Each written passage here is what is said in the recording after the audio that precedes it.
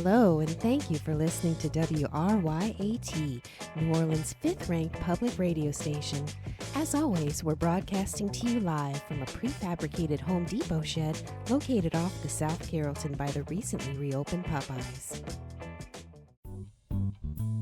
Hello, this is John Barlow, and welcome to the political radio talk show Left, Right, and Kenner. It's the dialogue show we should be having as a nation, where we bring together those from all sides of the political spectrum to discuss the topics of the day. First, from the liberal left, we have political science professor at Washington University and author of the book, Are You There, God? It's Me, Socialism, Dr. Archie Zinn. Hello, John. And from the conservative right, a fellow at the Washington think tank, The Heritage Cabal, Mr. Connor Brightmare. Good evening. And finally, from Kenner, Louisiana, HVAC sheet metal duct installer, Randy Zimmerman. Hey, brah, it's Randall, or Mr. Zimmerman, especially if you're asking to borrow my Honda Civic. Wait, you don't want me to call you Whippets? I thought you didn't like being called Randy. No, brah, don't call me no Randy. It's Randall. I'm rich now. You put some respect on my government name and make it fancy like the Lord intended when he gave me 50 large. 50 large? What are you talking about, Whippets? Yo, brah, my Meemaw calls me Whippets. You call me Randall. Okay, Randall.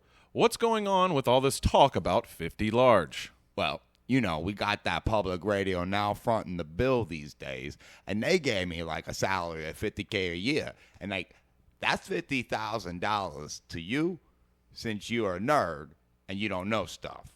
Yes, I know what 50K means. Yes, I know what 50K means.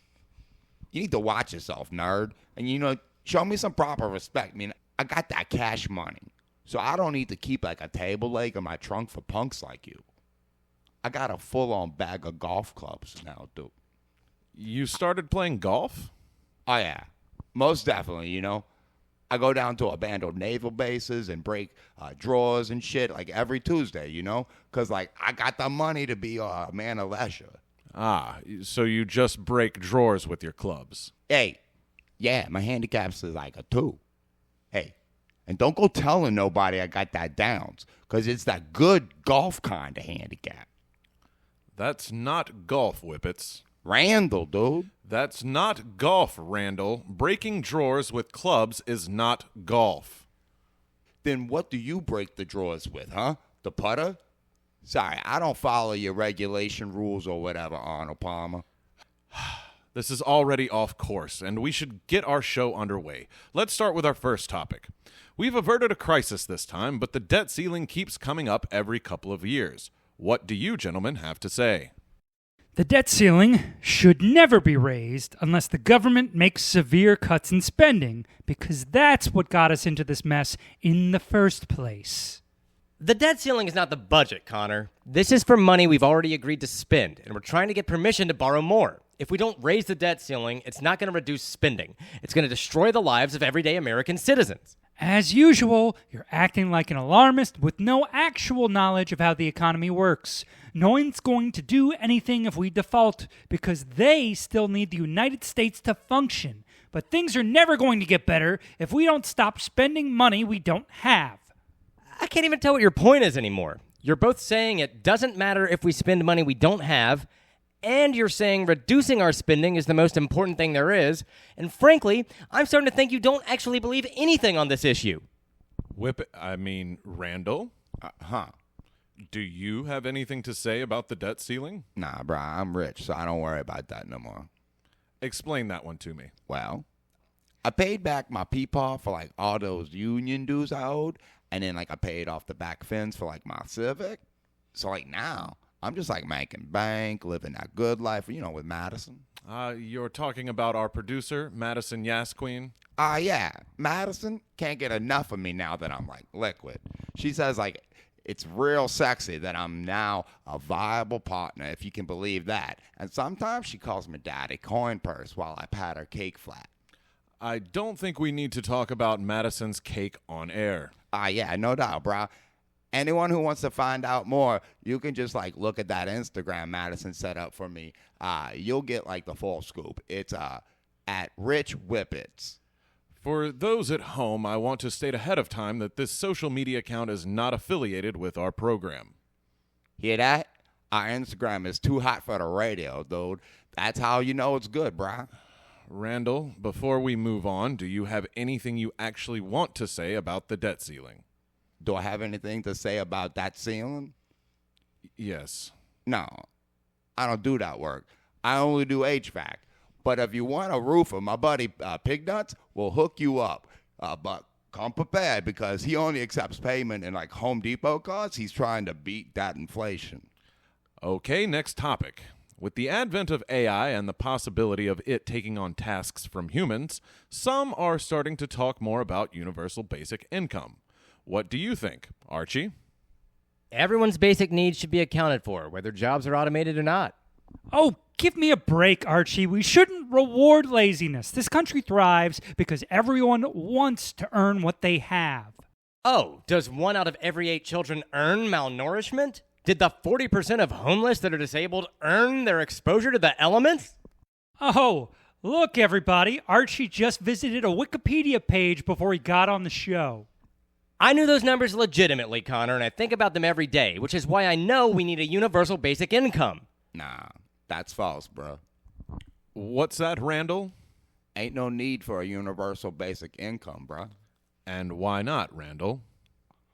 When aliens come to Earth, they might have like their own universal cash. So to me, it's ignorant, bro. That's not what we're talking about, Randall. Look, all I'm saying is like when I go to laser tag and I have to like change out all of my dollars to like tokens, I wind up losing out on the deal if I don't play exactly the right amount of air hockey and all those like just sit in the change drawer of my Civic. Ain't no aliens want to take a big trip to Earth and then they have to like Google the conversion rates and then they leave and have like $20 in American Earth money they can't spend on like Pluto. You might like start an intergalactic war over that if you get a predator instead of like an ALF. No, Randall, we're asking if all Americans need to have minimum income per month. Oh, okay. I hear you. I'm actually good, so I'll take a pass on that one. Oh, you're good. I mean, I got that 50 G's, right? It's like smooth sailing until the end. How can you say that, Randall? Oh, brah. Like, with all this money, I've been able to, like, bump up from the Treasure Chest Casino to, like, the Silver Slipper Casino. And, like, I've been able to get, like, all that premium gas they got to, like, far right of, like, the pump selection. And, like, now I'm smoking premium Swisher Sweets. And I have enough money to fill up my Peepaw's money clip, which has, like, been in my family for 5 generations. So I take it out without them Hooters bartenders laughing at me. But the best thing of all is I got no debt. And I did it all myself. Everything's better when you don't owe nobody anything. Yes, this man gets it. Shut up, bro. You look like a medicine ball became a man. Hey, buddy, it sounds to me like we're on the same side. We're both ardent believers in the free market. Dude, you're talking like you're trying to impress the teacher or something. Ain't no teacher here. Shut up, dude. Like, close your mouth. Your breath smells like straight bone of meds. Well, excuse me. I guess I'm mistaken. I thought you'd wised up and taken the red pill. Wait, bro, you got pills? Randall, how can you not support universal basic income? Don't you consider that a human right? Dude, I done told you that's ignorant to say it's got to be human money. Maybe E.T.'s got some real cool rocks made out of like bitcoins, or maybe he has like brain implants that like give you automatic Silver Slipper loyalty points, or maybe he bought us with some real tight HVAC parts, bro, like ones that like you're hard to get to. Like, you know, you don't know what Stitch over there is packing. So let's check out what he has before like we make him swap those dilithium crystals for our like grody earth bucks. Okay, I see we're not going to be making much headway on this one, so let's get to our final topic of the day. Trump has not been in office for a long time, but his promised border wall between Mexico and the U.S. still sits uncompleted. There's been some talk that we should tear it down, and there's been some thought that we should complete it. What do you, gentlemen, have to say? Finish it. Tear it down. Well, we should have seen that coming. Why should we tear it down, Archie? This is a symbol of non-cooperation for our friends to the South. The wall was a bad, ineffective, expensive idea in the first place, so it's best to do away with it altogether. I disagree, Archie. This wall was a necessary project that just needs to be completed. It's always a smart investment to complete your projects, dude. See, Brando agrees with me. If you're not going to give me those pills, dude, you can go kick rocks and eat shit. Whoa. Why are you so aggressive towards me, friend? I said shut up. You smell like a bow tie I found at like a Greyhound bathroom. Randall, it sounds like you're saying initiatives that have begun should be carried out to their full completion, regardless of the philosophical alignment of the current administration. Is that the case? Oh, yeah, bro. I mean, I got all those tattoos that have been sitting unfinished. But, now I got that money now. So, I can finally fix that typo in my HVAC Forever sleeve. You get it? I was wondering why you were such a proponent of the House of Un-American Activities. This makes a lot more sense. I can also get the rest of my American Gladiator tattoo colored in, because the aggro crag looks a lot better on your skin when it has texture. Randall, And seeing how things have been going, well with Madison, I can get the rest of her name filled in on my neck. I got mad part done right here, but I wanted to make sure this relationship was solid before I went all the way with the Iceland. Didn't want to look like a psycho, just getting his ex's name on his neck, so I just got mad on my neck. Randall, you are once again off topic. Can you please discuss the matter at hand? What are you talking about, bro? I'm telling you about my tat plans like you asked. We're talking about the border wall. Do you have anything to add about the border wall? Dude, don't get an attitude with me. I don't want to have to start putting up in here. Randall, I'm not giving you an attitude. I'm asking you to do your job and answer the question PRN is paying you to answer. Man, I don't need to do nothing. All right?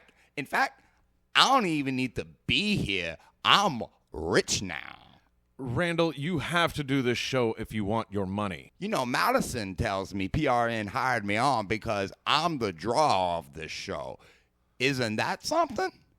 Well, I'll see it, dude. I don't have to do this show. You do.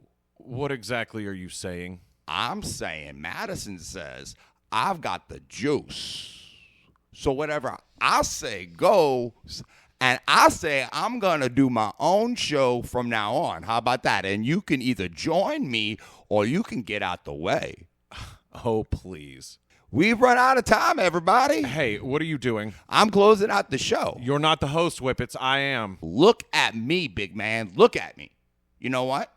I am Whippets, and I'm the host now. What are you going to... You got something to say?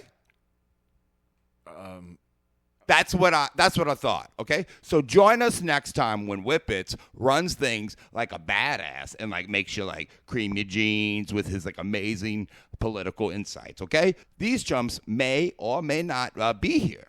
I've always thought you were a genius commentator. Shut up, dummy, and give me your pills, okay? Good night to all you fans, and talk at you soon, okay?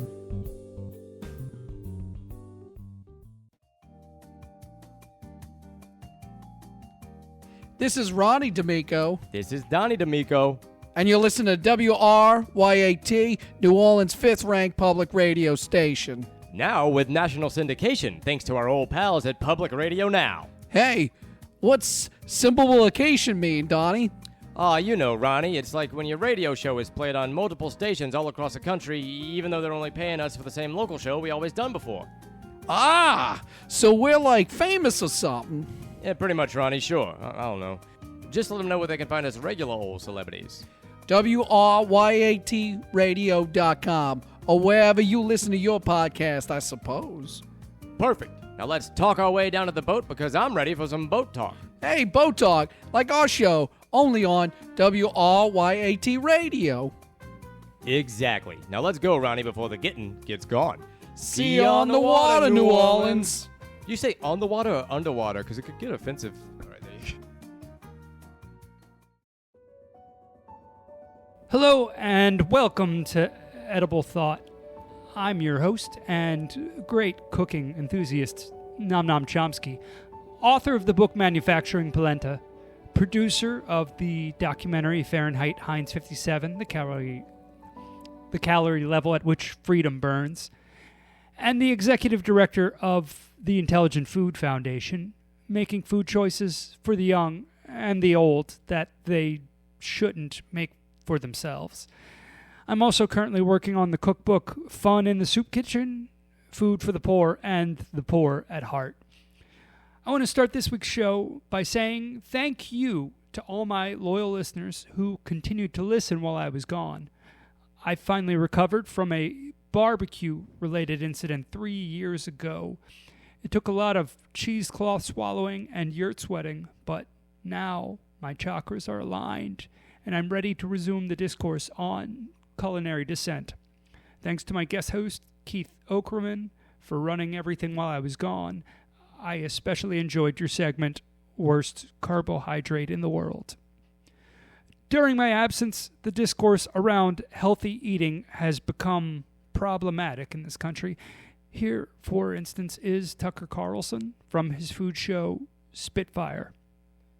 You're going to go into the document and you're going to put in the clip of Tucker Carlson talking about tacos and how they're for him and not for Mexicans. This sort of colonialist nationalism is debilitating to the ethnographic autobiographies of culinary legacies and should be reordered in the ways of Umberto Eco or Michel Foucault for us to reset the path to a meaningful food dialogue. Here is another clip illustrating the dilemma that's infiltrated the national conversation since I was on a barbecue-imposed sabbatical. This is Alex Jones from his show Basket of Ingestibles. Play the clip within the document from YouTube, starting at second 11 of Alex Jones talking about eating his neighbors. Politically, of course, this is a non sequitur, and socially, this is a deeply unserious non-starter if you want your neighbors to pick up your mail or feed your cats while you're away at an Enlightenment recertification seminar run by the Maitreya Buddha of the New Revolution. But culinarily, this is a poor and expensive use of resources. Neighbors are best used as tasters for experimental recipes, not ingredients for recipes themselves. Our third clip, and most relevant to our show today, is from Alan Singleton, host of the temporarily suspended podcast, The Anarchist Cooking Show, and the author of the best-selling recipe grimoire, The Anarchist Cooking Show Cookbook. Here is what Alan had to say about vegan cooking. So now, 10% of Americans identify as vegan. But you know what they really are? Is garden groomers. That's right. These vegetards are propagandizing our nation's youth into alternative diet styles with carrots and cucumbers and eggplants and vibrating asparaguses and double-ended zucchini. And you getting the picture here? Don't need to go on. My red-blooded, red meat-eating son eats pork and beef. And if I ever caught him with any of these plant phalli in his mouth, I'd knock him out of his hands and pour in the cleansing, purifying heat of my award-winning chili.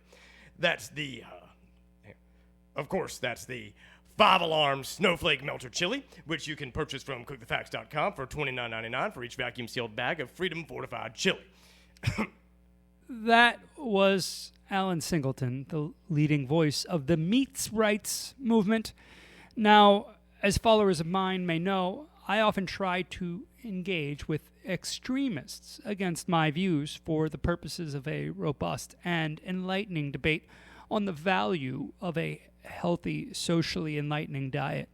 As I always say, like our aperitifs, the discourse should be robust and zesty. To that end, I have invited on Alan Singleton. Welcome, Alan. Happy to be here, Nami. Not because I like you or your show. God knows it ain't that.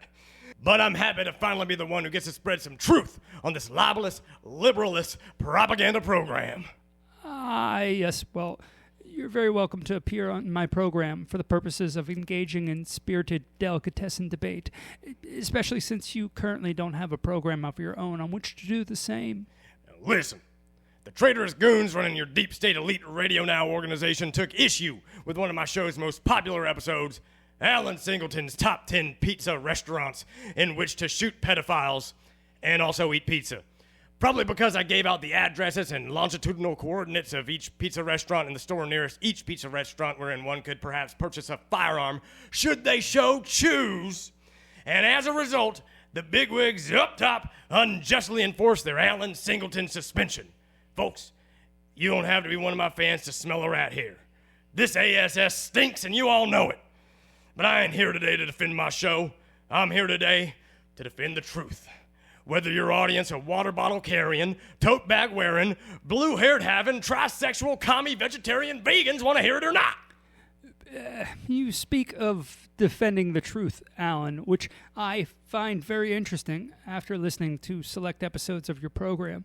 For instance, in the very same broadcast from which the soundbite I sampled earlier originated, you asserted that the number one cause of premature death the world over was vegetarianism. And my lawyers have asserted that the character I play on my show, who is based on someone very real indeed, someone who could even be, oh, I don't know, me, wink, wink, is legally allowed to stand by that assertion because of the existence of satire or something.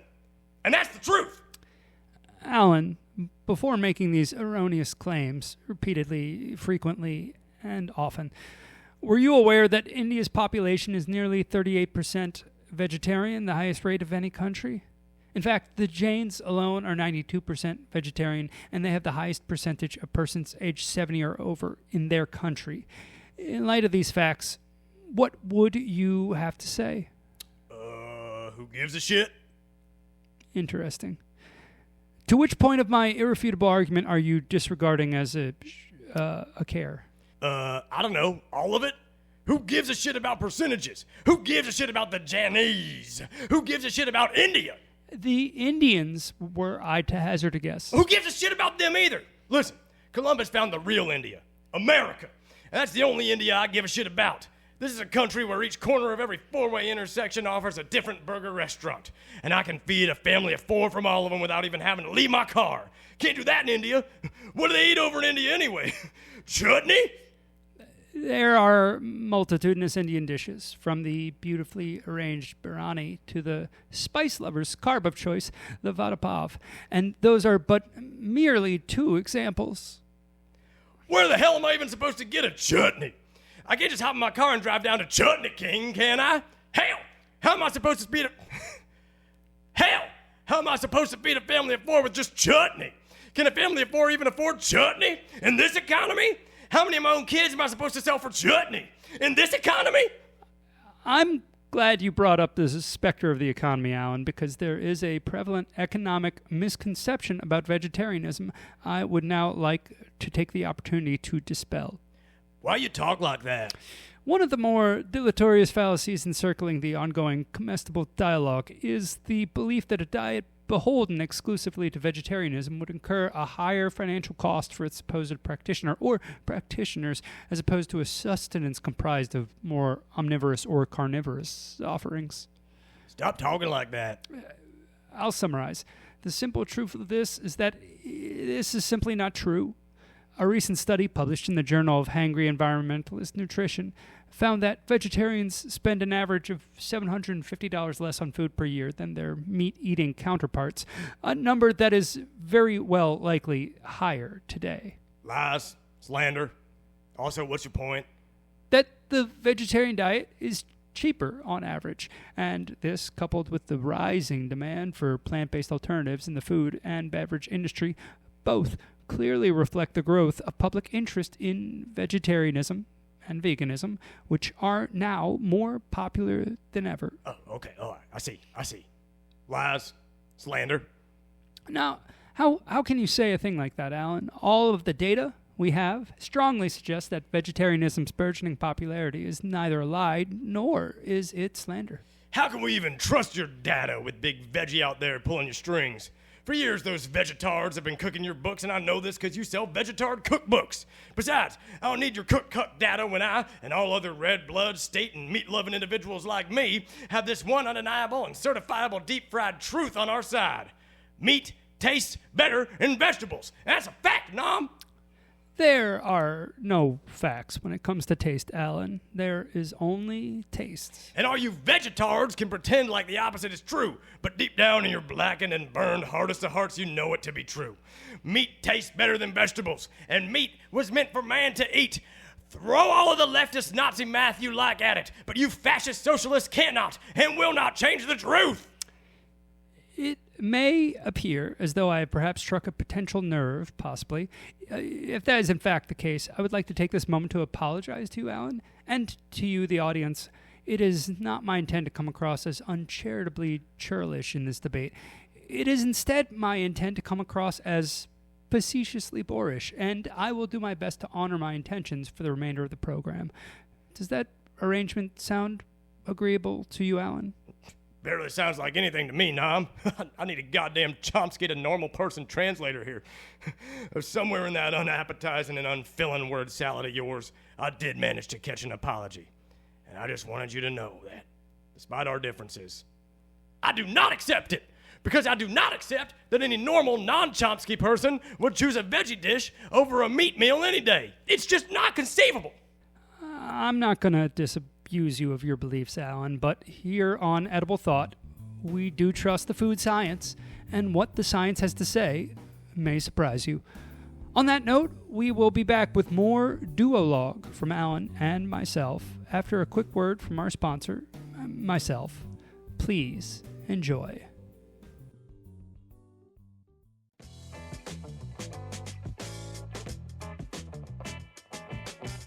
We now pause this programming for station identification and to remind you that you are tuned into New Orleans' own WRYAT, a Public Radio Now national affiliate. Learn more about our programming online at WRYATradio.com and follow us on Instagram at WRYATradio.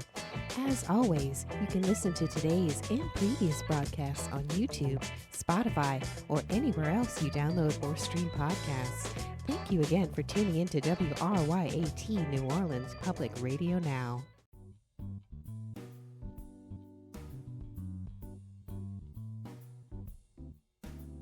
Welcome back to Edible Thought. I'm your host, Nom Nom Chomsky, and here today with me is suspended for a conspiracy theory cooking show host and prominent meats rights advocate, Alan Singleton. Hello, Alan. Fuck you. Terrific. Let's get right to it. PRN recently conducted a blind taste test with a diverse group of tasters who collectively shared over 2 centuries worth of experience as food eaters. They pitted 3 plant-based recipes from my cookbook, Manufacturing Polenta, available to purchase on ediblethought.org, against 3 meat-based recipes from your cookbook, and after sampling them, the tasters then rated each entree on a scale from 1 to 10, with 1 being the most unsatisfactory and 10 being the most unsurpassable dish. Before I share the results of this blind taste test with you, Alan, and you, the audience, is there anything you, Alan, would like to say to you, the audience? Oh, you better believe there is, broccoli bitch boy. First of all, I'm outraged. I was not made aware of any elite-sponsored taste test before reluctantly agreeing to come on your show. And second of all, I'm outraged. All of the recipes in my cookbook are meat-based, not just 5. And the name of my cookbook is the Anarchist Cooking Show Cookbook. And it's currently for sale on my website, cookthefacts.com, which is still up despite the best efforts of you, Nom, and you, the government, who we both know are listening to every word I damn say right now. Hell, there's damn recording equipment all over this damn room. Yes, that's because we're in a recording studio, Alan. 1,000 mea culpas if you misconstrued this, given your recent bout with the United States Department of Justice. I would like to take this opportunity to assure you that this is a safe space. Oh, yeah. You would just love that, wouldn't you? Wouldn't you? Get on with the goddamn test results, Commie Nom, or your ass is going to become a safe space for my size 11 Alan Singleton kitchen combat boot. sold individually or as part of a pair on cookthefacts.com. Yes. Well, per the results of PRN's blind taste test, paper shuffling sound effects, we can conclude that tasters preferred my recipes to yours, with mine scoring an average of 8.41 points to your 8.23. Impossible. I demand a recount. Based on this empirical peer-reviewed data, it should now be unambiguously clear that the gourmands and gourmets among us have come out in overwhelming support of vegetarian cuisine over carnivorous victuals. And perhaps more importantly, all of the vegetarian cuisine that won this taste test can be found in my cookbook, Manufacturing Polenta, which is available to purchase online at ediblethought.org.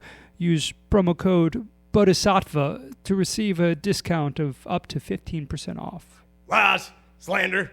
Why, this is nothing more than a gotcha journalism. The numbers do not lie, Alan, and even if it were somehow possible that numbers could lie, the results of this test are confined to the print medium, so it would technically be libel, not slander.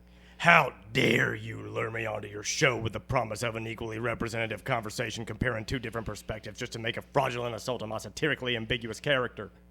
Alan, it was never my desire for you to take the results of the blind taste test in bad faith, and if you feel as though I was in any way mendacious in presenting you with this information, then I sincerely express regret for that. However, I will not express regret for the fact that by nearly 2-to-1 margin, tasters preferred the micro-aggressive flavors of my herbed and hopeful vegan mushroom platitudinal pate to your macro-aggressive Agent Orange dog. That settles it. These tasters are 100% certifiable frauds because they obviously don't have any taste. The Agent Orange dog is one of the Anarchist Cooking Show's most popular confectionaries. A regular corn dog, dipped in Cheeto dust, and wrapped with bacon. And you're going to tell me they thought your mushroom piss puddle was better than that? That is what I'm telling you, Alan. And I'm telling you that my Temeritus tomato tart with phyllo and cream also scored better than your Danger Tart, which, if I've been made to understand correctly, is a Pop-Tart filled with chili? Snowflake melted chili, that's correct. The Alan Singleton brand Snowflake melted chili, to be more correct. You can buy it in vacuum-sealed bags on cookthefacts.com, and while you're there, make sure to buy a tub of my conservative zealotry cheese sauce, because what else are you going to slather your Danger Tart in? Don't forget to throw in an Econo pack of our liberal swine blown to bacon bits too, because what else are you going to top your conservative zealotry cheese sauce slathered Danger Tart with? Now, having laid out all those delicious ingredients for you regular folks, can you really believe Nom-Nomunist when he says the elite PRN-picked Bolshevik taste testers honestly thought his food tasted better than mine? Not in all instances, Alan. And in the even-handedly fair-minded interest of being fair-mindedly even-handed, my commune-to-table from the kibbutz kitchen interpretation of a common layman's soup with sun-dried spicy mango and socially constructed ginger was generally scored slightly lower than your coffee drink. Am I reading this correctly? Ah, yes, the Constitutionalist. It is a coffee drink that we infuse with nicotine to give drinkers the constitution to stomach the far left's assault on America. You can order a Mondo bulk case of Constitutionalist coffee. That's no fewer than 6 jumbo-sized tins of nicotine-infused coffee grounds. 6 tins. Online at cookthefacts.com. Probably for $79.99 if I had to guess. It sounds right. Odd that this concoction of yours was put head-to-head with an entree of mine. For one thing, the recipe is not meat-based, nor does it include any kind or kinds of meat. That it is also a liquid drink and not solid food feels in violation of the blind taste test rules. Oh, so now that one of your flavorless rabbit food jerk-off suppers ranked just a little bit lower than one of my impeccable Americanly impeccable breakfasts, you're getting upset about the rules? I'll see how this is. Kangaroo court. I'm just trying to make sense of it. Why would these tasters prefer nicotine-infused coffee over my culturally considered and thoughtfully crafted interpretation of a layman's soup? Oh, gee, when you put it in such plain English like that, Vietnam Nam, I have no idea. Well,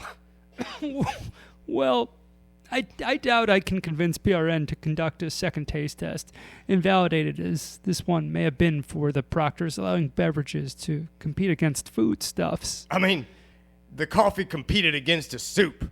They're both wet. They're both part of the wet family, the wet food group.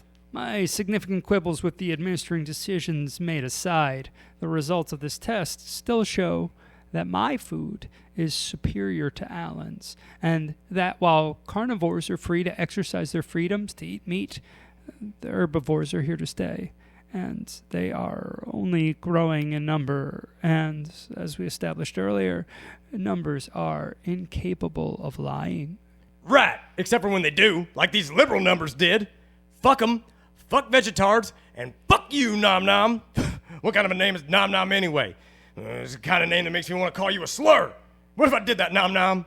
What if I called you a slur on your own show? Would that offend you? On a personal level, no. I would not be offended. I may find you boisterous, blustery, and reactionary, but I do not find you offensive, Alan. I'm not as susceptible to taking offense as the guests you have on your show. I'm smarter than that. Well, that's funny you say that, because I don't think you're that smart, Nom Nom. Come again?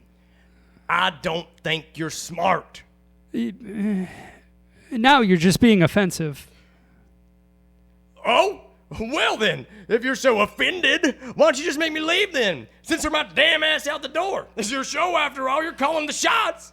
I'm not going to kick you off my show, Alan. That would not be in the spirit of the program's commitment to enlightened debate. I will, however, strongly encourage you to exercise your freedom to choose not to be present on my program for any longer. Do I make myself clear? No! You don't make anything clear at all. It feels like you go out of your way to make things unclear. I don't even know whose show this.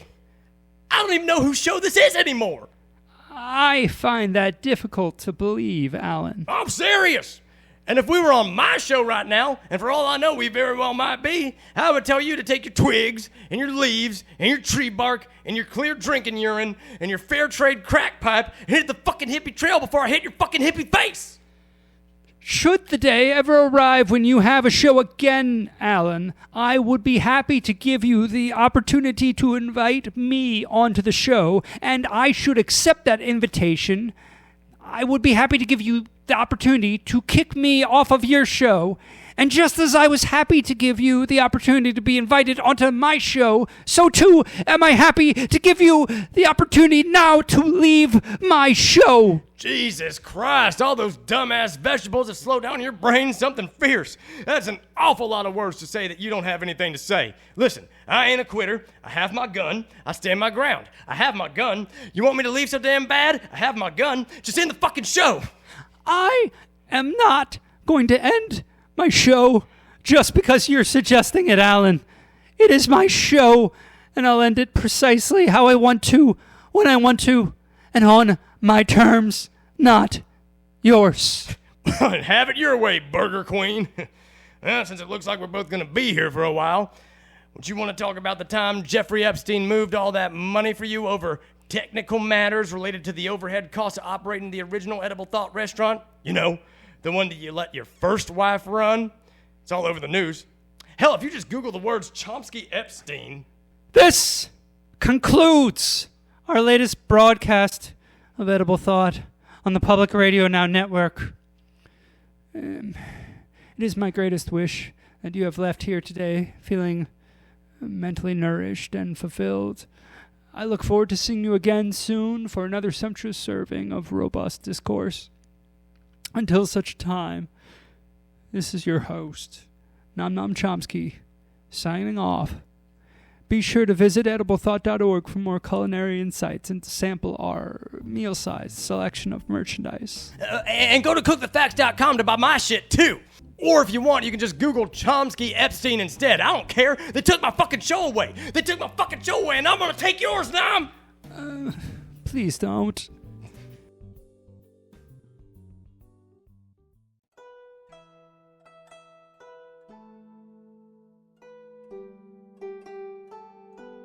Have you ever wanted to go to China to taste authentic Chinese food? Well, our uncle did, and he hated it. But now you don't have to leave Jefferson Parish to learn that for yourself. At Crab Wontons on Vets in Severn, come in and experience food that is unlike anything you've ever heard of. Fried chicken with garlic. Fried chicken with sweet brown sauce. They call it Mongolian. Go crazy with fried shrimp and broccoli, or taste the Far East with our signature fried crab wontons. It's just crab meat and mayonnaise. The East is popping on the East Bank at Crab Wontons. You may be in Metairie, but you can get a taste of China with every bite of our famous French fries and Orient sauce. It's mostly ranch, so come on down to that yellow building that never looks open and get your food to go through our drive-thru. Restaurant may be closed when you arrive. The status of our healthcare violations is under review, but you can still call ahead and ask for Dominic. He can let you know when you can come by or meet you at the Steak Shack parking lot. Cash only. We lost the right to accept credit cards in 1997. Crab Wontons on Vets. It's always a Chinese New Year here.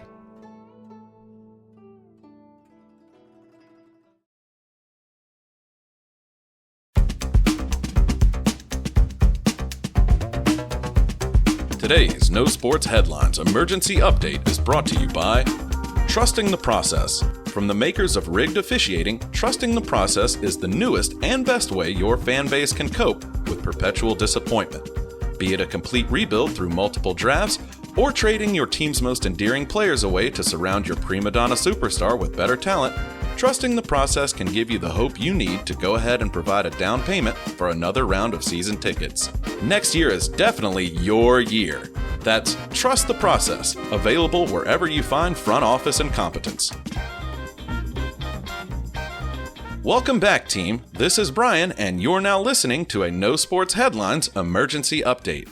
As most of you are aware, Saints fans across the nation have been falling victim to a debilitating and highly contagious disease this football season. Affected individuals have reported feelings of nausea, extreme fatigue, brain fog, lethargy, and loss of taste, just to name a few symptoms. This mysterious condition was originally identified in Patient Zero, also known as Jimmy Graham, when the former and current tight end for the Saints was found this past offseason in a disoriented state, wandering the congested streets of California as he was apparently looking for his former quarterback, Drew Brees, outside of his San Diego summer home.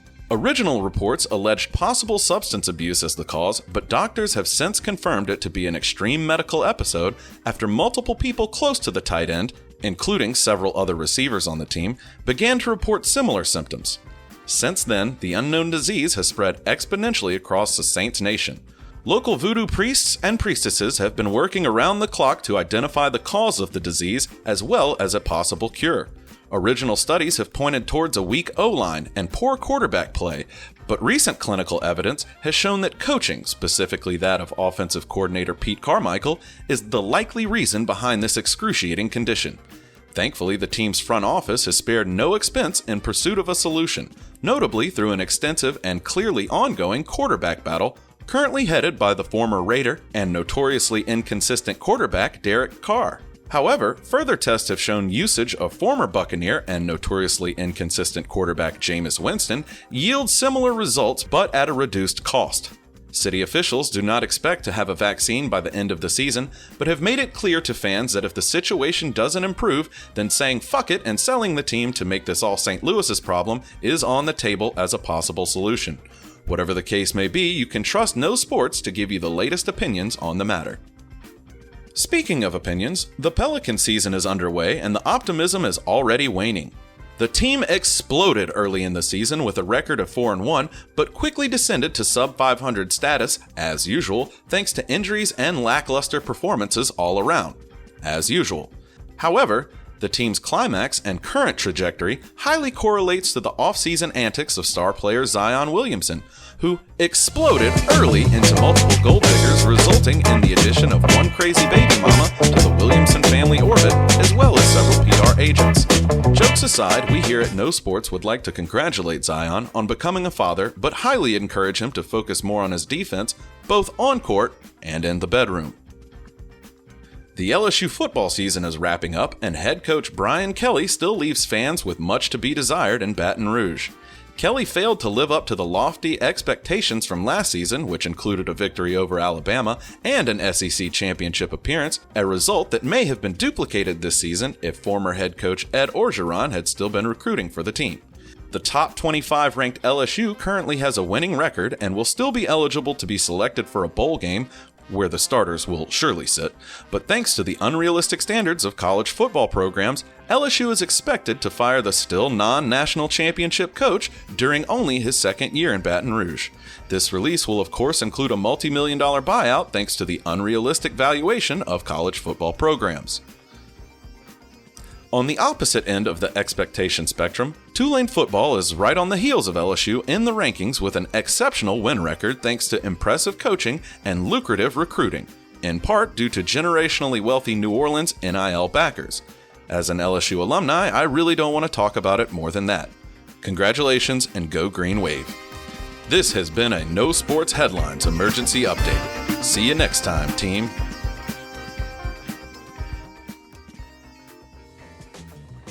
This has been today's broadcast of WRYAT Public Radio Now.